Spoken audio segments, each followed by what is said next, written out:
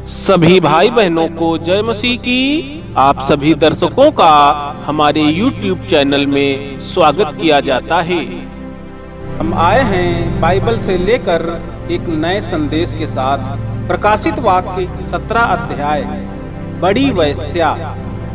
जिन 7 स्वर्गदूतों के पास वे 7 कटोरे थे, उनमें से एक ने आकर मुझसे यह कहा, इधर आ, मैं तुझे उस बड़ी वेश्या का दंड दिखाऊं, जो बहुत से पानी पर बैठी है, जिसके साथ पृथ्वी के राजाओं ने व्यभिचार किया, और पृथ्वी के रहने वाले उसके व्यभिचार की मदिरा से मतवाले हो गए थे।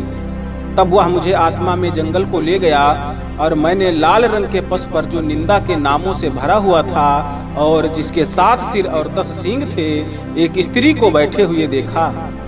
यह स्त्री बैंजनी और लाल रंग के कपड़े पहने थी, और सोने और बहुमूल्य मड़ियों और मोतियों से सजी हुई थी, और उसके हाथ में एक सोने का कटोरा था, जो घृणित वस्तुओं से और उसके व्यभिचार की अशुद्ध वस्तुओं से भरा हुआ था। उसके माथे पर यह नाम लिखा था, भेद बड़ा बेबीलोन, पृथ्वी की वेश्याओं और घृणित वस्तुओं की माता।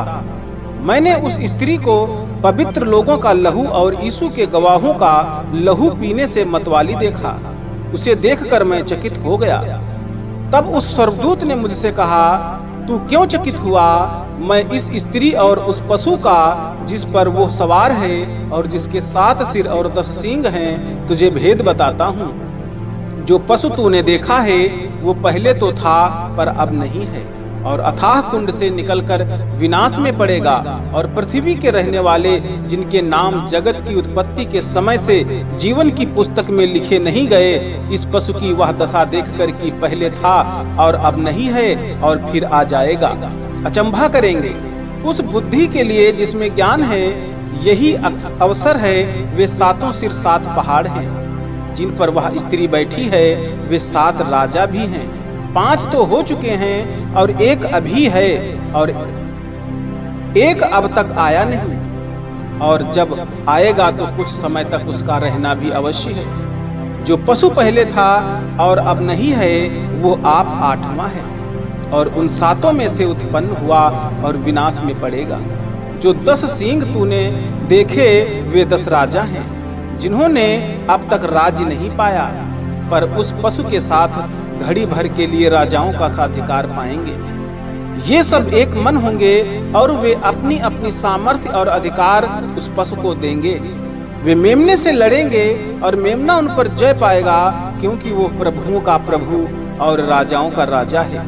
और जो बुलाए हुए और चुने हुए और विश्वासी हैं, वे उसके साथ हैं, वे भी जय पाएंगे। फिर उसने मुझसे कहा, जो पानी तूने देखे, जिन पर वेश्या बैठी है, वे तो लोग और भीड़ और जातियां और भाषाएं हैं। जो 10 सींग तूने देखे, वे और पशु उस वेश्या से बैर रखेंगे, और उसे लाचार और नंगी कर देंगे, और उसका मांस खा जाएंगे, और उसे आग में जला देंगे, क्योंकि परमेश्वर उनके मन में यह डालेगा कि वे उसकी मनसा पूरी करें। और जब तक परमेश्वर के वचन पूरे ना हो लें, तब तक एक मन होकर अपना अपना राज पशु को दे दें। वह स्त्री जिसे तूने देखा है, वह बड़ा नगर है, जो पृथ्वी के राजाओं पर राज्य करता है। हालेलुया। परमेश्वर के प्रियो, ये प्रकाशित वाक्य का 17 अध्याय बताता है कि यूहन्ना का अगला दर्शन अति बहुमूल्य वस्त्रों से सुसज्जित एक वेश्या से संबंधित है।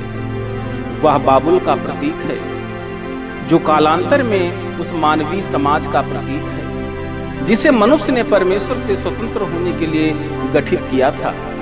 विभिन्न कालों एवं संस्कृतियों में बाबुल स्वयं का प्रदर्शन विभिन्न रूपों में करता है। यूहन्ना के समय में बाबुल रोम का प्रतीक था, किंतु इसकी संपूर्ण अभिव्यक्ति युग के अंत में होगी, क्योंकि यह एक निश्चित न्याय की ओर अग्रसर है। यह तस्वीर मानव जाति की समृद्धि तथा शक्ति के प्रति सामूहिक प्रयास की प्रवृत्ति है। शासक अपनी अभिरुचि के आधार पर निर्णय लेते हैं तथा उनके लोग उन्हें सहयोग देते हैं। राष्ट्र राजनीतिक तथा आर्थिक समझौतों के द्वारा अपने स्वार्थपूर्ण लाभ को खोजते हैं, किंतु इस प्रकार की संधियां यौन संबंधों के समान हैं। अर्थात एक वैश्या के साथ यौन संबंध स्थापित करना ये गठबंधन तथा लज्जा अपमानजनक है, क्योंकि इनसे परमेश्वर द्वारा निर्धारित पैमानों की अवहेलना होती है तथा उसके अधिकार का विरोध होता है। इसके पश्चात एक स्वर्गदूत यूहन्ना को एक स्थान पर ले जाता है जहां परमेश्वर के दृष्टिकोण से देखने से वह उस स्त्री की वास्तविकता के विषय में देखता है। उस स्त्री का समर्थन और किसी के द्वारा नहीं वरन उस पशु के द्वारा किया जाता है जो ख्रिस्त विरोधी है। एक अहंकारी तथा निडर मानवता महानता को खोजती है, किंतु जो आत्मा उसे निर्देशित करती तथा उसका समर्थन करती है वह परमेश्वर की विरोधी है। वह स्त्री संसार को वैभवशाली दिखाई देती है, किंतु यूहन्ना देखता है कि वह दुष्टता से परिपूर्ण है।